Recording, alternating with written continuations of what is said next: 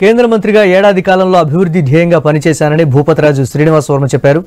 కేంద్ర మంత్రిగా భూపతిరాజు శ్రీనివాస్ వర్మ ఏడాది పూర్తి చేసుకున్న సందర్భంగా పార్టీ కార్యాలయంలో సంబరాలు చేసుకున్నారు అభిమానులు. నరసాపురం లోక్సభ నియోజకవర్గ పరిధిలోని దీర్ఘకాలిక సమస్యలను పరిష్కరించానని శ్రీనివాస్ వర్మ తెలిపారు.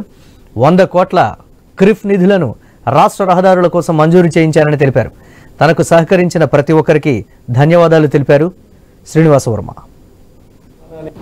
ఏదైతే పిఎం గతిశక్తి ఏదైతే ఉన్నదో ఈ నేషనల్ హైవేస్లో కానీ ఈ రైల్వేస్లో కానీ ఒక కీలకమైనటువంటి శాఖ. ఈ పిఎం గతిశక్తి అధికారులతో ఈ ప్రాంతాన్ని నేను ఒక బృందాన్ని పంపి ఈ ప్రాంతం అంతా కూడా తిప్పడం జరిగింది. తణుకులో కొన్ని పనులకు సంబంధించి వీటన్నిటికీ కూడా అధికారులు సానుకూలంగా స్పందిస్తున్నారనేటువంటి విషయాన్ని ఈ సందర్భంగా చెప్తూ ఉన్నా.